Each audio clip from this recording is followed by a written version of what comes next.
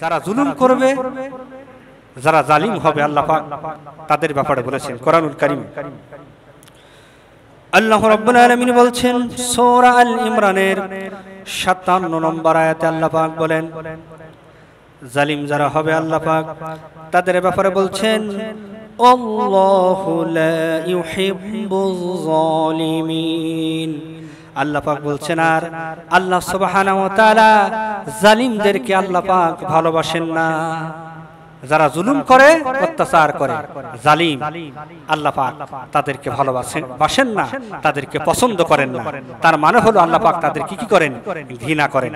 সম্মানিত ভাইরা, এরপরে দেখেন এই জালিমদের প্রতি আল্লাহ পাকের লানত, আল্লাহ পাকের অভিশাপ। আল্লাহ পাক তাদের শুধু অপছন্দই করেন না, বরং তাদের প্রতি আল্লাহ পাকের পক্ষ থেকে অভিশাপ, তাদের পক্ষ থেকে রয়েছে লানত। সম্মানিত ভাইরা আমার, আল্লাহ পাক বলছেন, লক্ষ্য করুন, আল্লাহ রাব্বুল আলামিন বলছেন সূরা আরাফের 44 নম্বর আয়াতের শেষের অংশে আল্লাহ পাক বলছেন লা'নাতুল্লাহি আলাল যালিমিন। আল্লাহ পাক বলছেন যে জালিমদের প্রতি, অত্যাচারী ব্যক্তিদের প্রতি আল্লাহ সুবহানাহু ওয়া তাআলার লানত, অভিশাপ। কাজে যারা জুলুম করে তাদের উপর আল্লাহর পক্ষ থেকে অভিশাপ বর্ষিত হয়, লানত বর্ষিত হয়, তারা হলো অভিশপ্ত।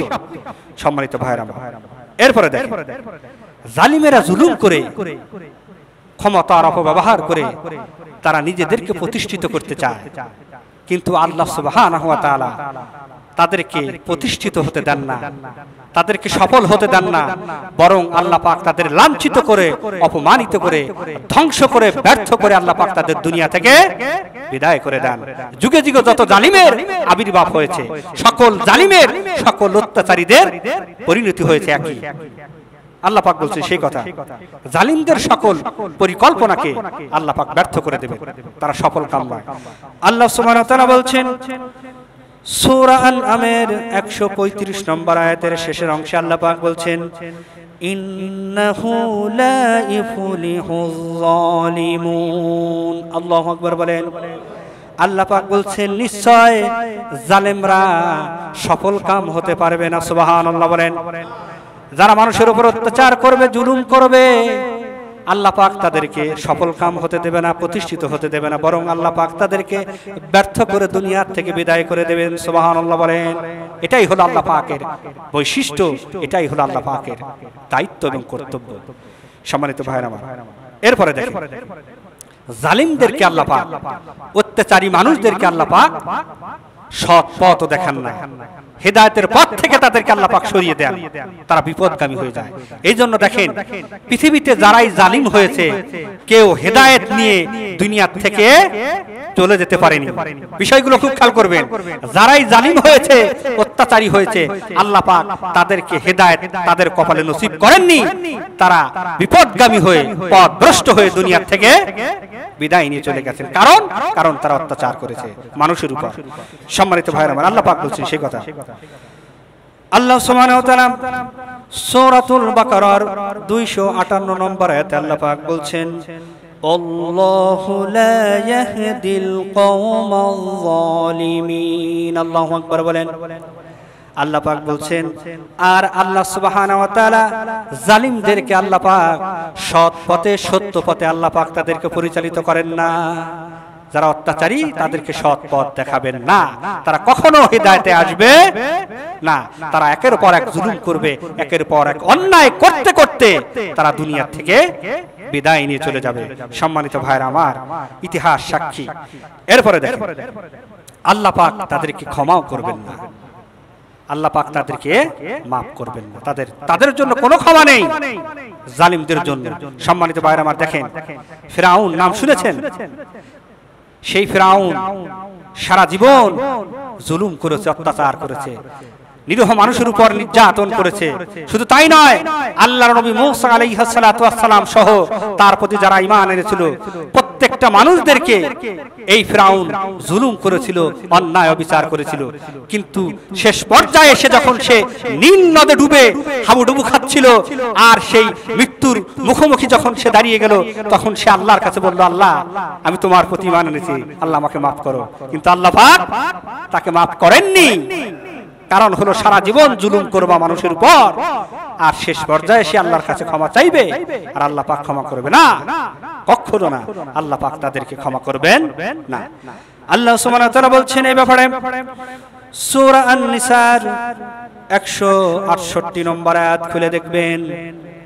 আল্লাহ সুবহানাহু ওয়া তাআলা বলছেন সেই কথা, ইন্নাল্লাযীনা কাফারু ওয়া যালামু লাম ইয়াকুনিল্লাহু লিয়াগফিরা লাহুম ওয়ালা ইয়াহদিয়াহুম তরিকা। আল্লাহু আকবার বলেন। আল্লাহ পাক বলছেন নিশ্চয় যারা, ইন্নাল্লাযীনা কাফারু, নিশ্চয় যারা কুফরি করে, যারা কুফরি করে। আর আল্লাহ পাক বলছেন অযলামু, এবং জুলুম করে, অত্যাচার করে। লাম ইয়াকুনিল্লাহু লিয়াগফিরা লাহুম, আল্লাহ পাক তাদেরকে ক্ষমা করবেন না, আল্লাহ পাক তাদেরকে মাফ করবেন না। এরপর আল্লাহ পাক বলছেন ওয়ালা লিয়াহদিয়াহুম তরিকা, আর আল্লাহ পাক তাদেরকে কোনো পথ দেখাবেন না। তাদের হেদায়েতের পথ তাদের জন্য বন্ধ, তারা হেদায়েতের পথ দেখবে না, সৎ পথ তারা দেখতে পাবে না। সম্মানিত ভাইরা আমার, এরপরে দেখেন শুধু তাই নয়, এই জালিমদের ব্যাপারে আল্লাহ পাকের সিদ্ধান্ত হলো আল্লাহ পাক তাদেরকে যন্ত্রণাদায়ক আযাবের সম্মুখীন আল্লাহ পাক কিয়ামতের দিন করবেন। দুনিয়াতে যারা জুলুম করবে, অন্যায় করছে, সম্মানিত ভাইরা আমার, আল্লাহ পাক স্বয়ং তাদের বিরুদ্ধে কিয়ামতের দিন মামলা দায়ের করবেন আল্লাহ পাক নিজে, এবং তাদেরকে শাস্তি স্বরূপ যন্ত্রণাদায়ক শাস্তির সম্মুখীন আল্লাহ পাক তাদের করবেন। আল্লাহ পাক বলছেন সে কথা লক্ষ্য করুন। আল্লাহ রাব্বুল আলামিন বলছেন সূরা আশ-শুরার 42 নম্বর আয়াত খুলে দেখবেন। আল্লাহ সুবহানাহু ওয়া তাআলা সেখানে বলছেন ইন্নামাস সাবিলু আলাল্লাযীনা ইয়াযলিমুনান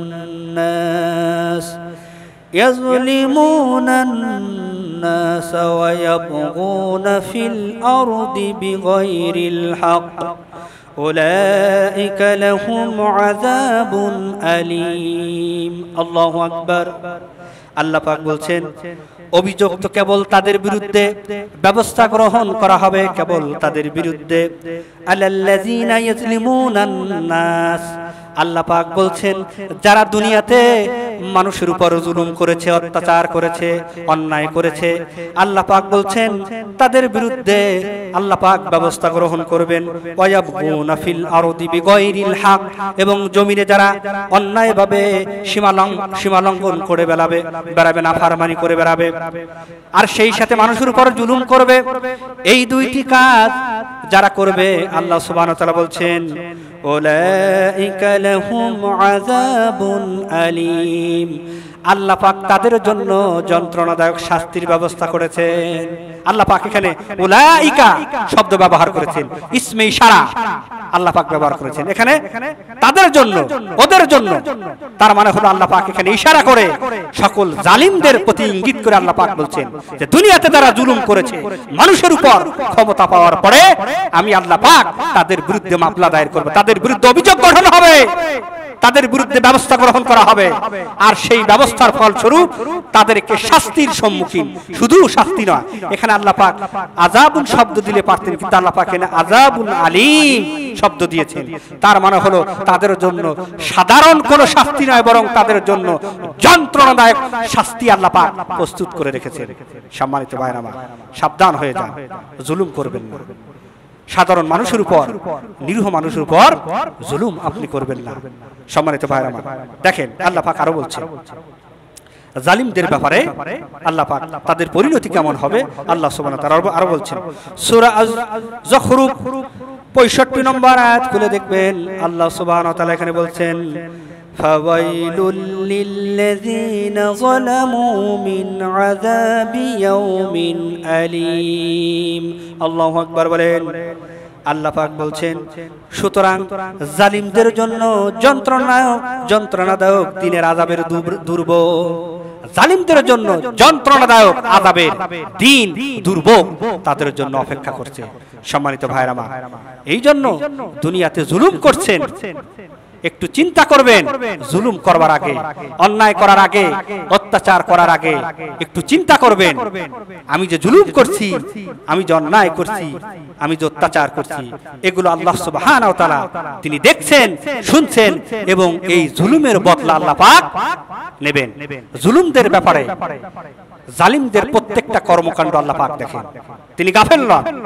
এই জন্য আল্লাহ সুবহানাহু ওয়া তাআলা বিশ্ববাসীদেরকে সেই কথাই জানিয়ে দিয়েছেন, যারা জুলুমের শিকার হয়েছে, যারা মাজলুম, আল্লাহ পাক তাদেরকে লক্ষ্য করে বলছেন, হয়তো নির্যাতনের শিকার হয়ে তারা হতাশ হয়ে যাচ্ছে, এই যে তাদের উপর জুলুম করা হচ্ছে, এগুলো হয়তো আল্লাহ পাক দেখছেন না, আল্লাহ পাক গাফেল হয়ে আছেন না।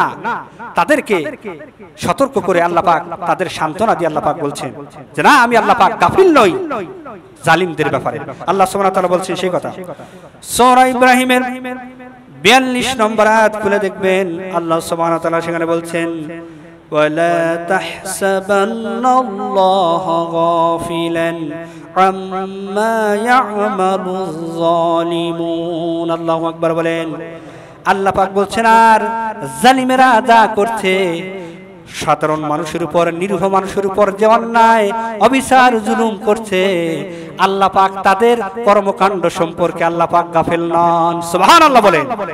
আল্লাহ পাক তিনি সবই দেখছেন এবং সবই শুনছেন, এবং জালিমদের ব্যাপারে বদলা নেওয়ার জন্য আল্লাহ পাক সব প্রস্তুত করে রেখেছেন। সম্মানিত ভাইরা আমার, এই জন্য আমরা নিজেরাও জুলুম থেকে বিরত থাকব, এবং সমাজে যারা জুলুম করছে তাদেরকে, জালিমের জুলুমকেও আমরা প্রতিহত করব। কোনোভাবেই আমাদের নিজেদের দ্বারা যেন কি না হয়, অন্য কোনো ব্যক্তি যেন নির্যাতিত না হয়, অন্য কোনো মানুষের প্রতি যেন আমরা নির্যাতন জুলুম না করি, এবং কি সমাজে যারা জুলুম করছে, নির্যাতন করছে, তাদেরকেও যেন আমরা কোনোভাবে সহযোগিতা না করি। জুলুমদের থেকে আমাদের সাবধান থাকতে হবে, দূরে থাকতে হবে। যদি জুলুমদেরকে আমরা সহযোগিতা করি, উৎসাহিত করি, আল্লাহ পাক তাদের ব্যাপারে কি বক্তব্য দিয়েছেন, যে যারা জালিমদের সহযোগী হবে, আল্লাহ পাক তাদের পরিণতির কথা বলেছেন কোরআনুল কারীমে। আল্লাহ সুবহানাহু ওয়া তাআলা বলছেন সূরা হুদ আয়াত নম্বর 113, আল্লাহ সুবহানাহু ওয়া তাআলা বলছেন, লক্ষ্য করুন, এই কোরআনের যিনি মালিক, এই কোরআন যে আল্লাহ পাক অবতীর্ণ করেছেন, সে আল্লাহ সুবহানাহু ওয়া তাআলা বলছেন, ওয়ালা তারকানু ইলাল্লাযীনা যালামু ফাতামাসসাকুমুন নার ওয়া মা লাকুম মিন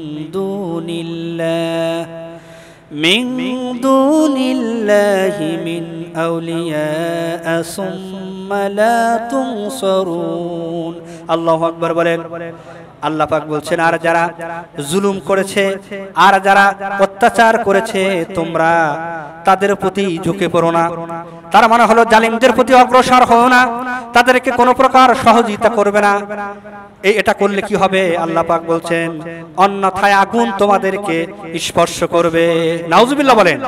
তোমরা যদি জালিমদের প্রতি অগ্রসর হও, জালিমদেরকে কোনো প্রকার সহযোগিতা করো, যে কোনো ভাবে, যে কোনো উপায়ে, আল্লাহ পাক বলছেন, তাহলে আগুন তোমাদেরকে স্পর্শ করবে।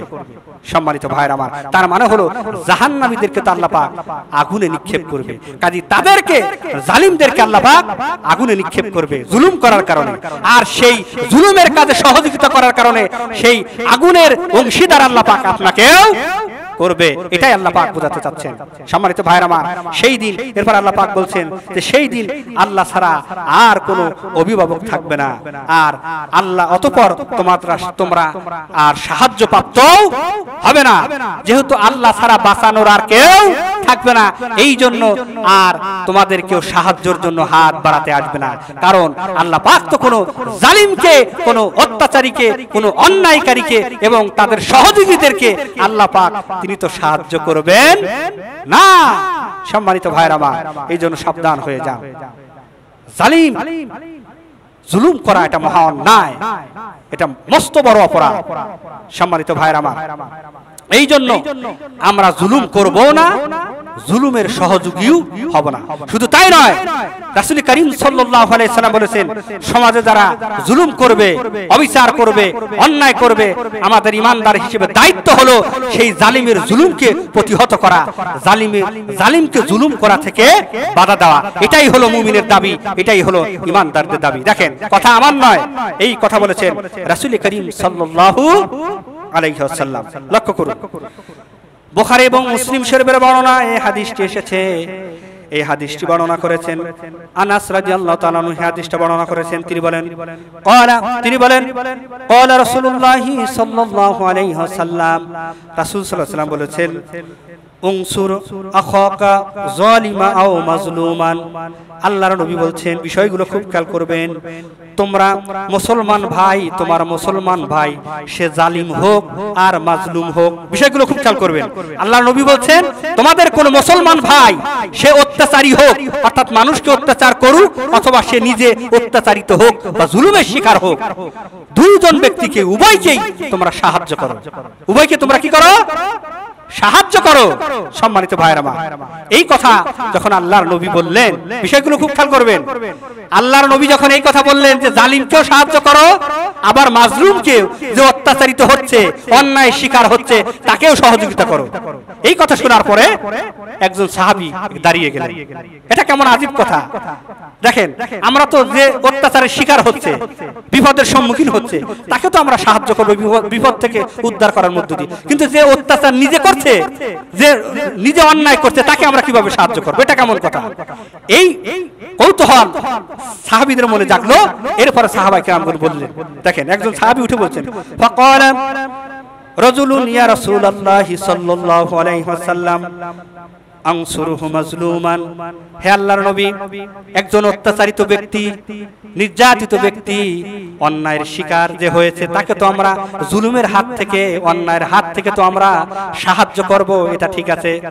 এরপরে উনি ওই সাহাবী বললেন, ফা কাইফা আনসুরু যালিমান, কিন্তু একজন জালিমকে, যে নিজেই অত্যাচার করে, জুলুম করে, অন্যায় করে, তাকে আমরা কিভাবে সাহায্য করব? বিষয়গুলো খেয়াল করবেন। এই কথা যখন বললেন, আল্লাহর নবী তখন বললেন, ক্বালাতাম নাউহু মিনাজ জুলমি। আল্লাহর নবী বললেন যে তোমরা তার জুলুমের কাজে বাধা দাও। জুলুমের কাজে কি করো? বাধা দাও, জুলুমকে প্রতিহত করো, জালিমের জুলুমকে তোমরা প্রতিহত করো। এরপর নবী বলছেন, ফাযালিকা নাসরুকা ইয়াহু, আর এটাই হবে তাকে সাহায্য করা। সুবহানাল্লাহ বলেন, এটাই হবে তাকে সাহায্য করা। অর্থাৎ জালিমদের জুলুমকে প্রতিহত করাই মানে হলো অন্যায়কারীকে, জালিমকে সাহায্য করা। এই কথা কে বলেছেন? রাসূল করিম সাল্লাল্লাহু আলাইহি ওয়াসাল্লাম বলেছেন। কিন্তু ভাইরা আমার, দুঃখের বিষয়, আমরা সমাজে অন্যায় দেখলে, জুলুম দেখলে আমরা চুপ থাকি, মনে মনে চিন্তা করি যে নিজে বাঁচলে বাপের নাম, কি দরকার? জুলুম করছে ওকেই করুক, অন্যায় করছে ওর উপরে হোক, আমি বাধা দিতে গিয়ে যা আমি জুলুমের শিকার হতে চাই না। না, রাসূল করিম সাল্লাল্লাহু আলাইহি ওয়াসাল্লাম বলেছেন, তোমরা তোমার মুসলমান ভাই উভয়কে তোমরা কি করো? কথা বলেন, সহযোগিতা করো, সাহায্য করো। দেখেন, জালিমের জুলুমকে প্রতিহত করার মধ্য দিয়ে আপনি কিভাবে তাকে সাহায্য করলেন? কারণ সে জুলুম করার কারণে, এই যে এতক্ষণ পর্যন্ত কোরআন দিয়ে যেই বক্তব্য আপনাদেরকে দিলাম, যে জুলুমকারী জালেমদেরকে আল্লাহ পাক শাস্তির সম্মুখীন করবেন, আল্লাহর পক্ষ থেকে তাদের উপর অভিশাপ, তারা সৎ পথ থেকে বিচ্যুত হয়ে যাবে, আল্লাহ পাক তাদেরকে লাঞ্ছিত করবেন, যন্ত্রণাদায়ক শাস্তির সম্মুখীন করবেন। কাজে আপনি একজন মুসলমান ভাইকে যদি জুলুমকে প্রতিহত করতে পারেন, তাহলে সে জুলুম করারও সুযোগ পাচ্ছে না, আর আল্লাহর যন্ত্রণাদায়ক শাস্তিও সে পাবে না। সম্মানিত ভাইরা আমার, এই জন্য বিষয়গুলো খেয়াল করতে হবে। জুলুম যারা করবে, আপনি তাদেরকে শক্ত হাতে জুলুমের প্রতিবাদ করবেন, না হয় অন্তত তাকে একটু ভালোভাবে, ভালোবেসে, তাকে একটু নরম সুরে হলেও তাকে একটু বোঝানোর চেষ্টা করবেন যে ভাই, এটা জুলুম হচ্ছে, এটা কি হচ্ছে? এটা জুলুম হচ্ছে ভাই, এটা অন্যায় হচ্ছে, এটা বড় গুনাহ, আপনি জুলুম করবেন না। অন্তত এভাবে হলেও আমরা তাকে বাধা দিতে পারি। সম্মানিত ভাইরা আমার, দেখেন, যিনি অত্যাচারী ব্যক্তি, যিনি অত্যাচারিত, নির্যাতিত, নিষ্পেষিত ব্যক্তি, যিনি মাজলুম, ওই ব্যক্তি যদি আল্লাহর কাছে যদি বদদোয়া করে সঙ্গে সঙ্গে আল্লাহর দরবার কবুল হয়ে যায়। এই যে নবী করিম সাল্লাল্লাহু আলাইহি ওয়াসাল্লাম বলেছেন যে তোমরা জুলুম থেকে বিরত থাকো এবং মাজলুমের দোয়াকে, যার উপর তুমি অত্যাচার করছো, জুলুম করছো, তার বদদোয়াকে তুমি ভয় করো। কারণ সে যখন অন্যায়ের শিকার হয়ে, জুলুমের শিকার হয়ে আল্লাহর দরবারে হাত তুলবে, আল্লাহ পাক তার সেই দোয়াকে আল্লাহ পাক ফেরত দিতে পারে না। রাসূল করিম সাল্লাল্লাহু আলাইহি ওয়াসাল্লাম বলেছেন, আব্দুল্লাহ ইবনে আব্বাস রাদিয়াল্লাহু তাআলা আনহু এই হাদিসটা বর্ণনা করেছেন। তিনি বলছেন রাসূল করিম সাল্লাল্লাহু আলাইহি ওয়াসাল্লাম যখন মুআয ইবনে জাবাল রাদিয়াল্লাহু তাআলা আনহুকে ইয়ামেনের শাসনকর্তা হিসেবে পাঠালেন, তার মানে হলো তাকে ক্ষমতা দিয়ে, কর্তৃত্ব, রাষ্ট্রীয় ক্ষমতা দিয়ে যখন আল্লাহর নবীর একজন সাহাবীকে, মুআয ইবনে জাবালকে ইয়ামেনের গভর্নর করে পাঠালেন। বিষয়গুলো খুব খেয়াল করবেন, কারণ আজকে তো আমাদের সমাজে জুলুম অন্যায় করছে যারা রাষ্ট্রীয় ক্ষমতায় যারা প্রতিষ্ঠিত হয়েছে, ঠিক কিনা বলেন? প্রশাসনিক ক্ষমতা, দায়িত্ব যারা পেয়েছে, আজকে জুলুম তো তারাই বেশি করে। এই জন্য নবী করিম সাল্লাল্লাহু আলাইহি ওয়াসাল্লাম মুআয ইবনে জাবালকে যখন রাষ্ট্রীয় ক্ষমতা দিয়ে গভর্নর বানিয়ে, যখন ইয়ামেনের শাসনকর্তা বানিয়ে আল্লাহর নবী মুআয ইবনে জাবালকে পাঠালেন নবীজি, এবং সেই সঙ্গে মুআয ইবনে জাবালকে নবীজি সতর্ক করে দিলেন, তাকে উদ্দেশ্য করে বললেন, ইত্তাকি দাওয়াতাল মাজলুমি, ও মুআয, ভয় করো জালিমের অত্যাচার, মাজলুমের অত্যাচারকে, বদদোয়াকে ভয় করো। এরপর নবীজি বলছেন, ফা ইন্নাহা লাইসা বাইনাহা ওয়া বাইনাল্লাহি হিজাবুন, কেননা একজন অত্যাচারী ব্যক্তির বদদোয়া আর আল্লাহর মাঝে কোনো পর্দা থাকে না, আল্লাহর মাঝে কোনো পর্দা থাকে না। সম্মানিত ভাইরা আমার, এই জন্য সাবধান হয়ে যান, সাবধান হয়ে যান। কাউকে জুলুম করে তার বদদোয়া নেবেন না, ধ্বংস হয়ে যাবেন, বিনাশ হয়ে যাবে। সম্মানিত ভাইরা আমার, এই দেখেন এরপরে আরো একটি হাদিস বলে শেষ করছি। কিয়ামতের দিন যারা এই দুনিয়াতে ক্ষমতা পাওয়ার পরে দুনিয়াতে মানুষকে গালি দিয়েছে, অযথা মানুষকে গালি দিয়েছে, মানুষের উপর মিথ্যা অপবাদ চাপিয়ে দিয়েছে, সে দর্শক নয়, দর্শন করেনি, দর্শকের আসামি তাকে বানানো হয়েছে। হত্যা করেনি, হত্যার সাথে সংশ্লিষ্ট নয়, তাকে হত্যাকারী বানানো হয়েছে। এভাবে মিথ্যা মামলা দিয়ে, মিথ্যা অপবাদ দিয়ে তাকে হেনস্থা করা হয়েছে।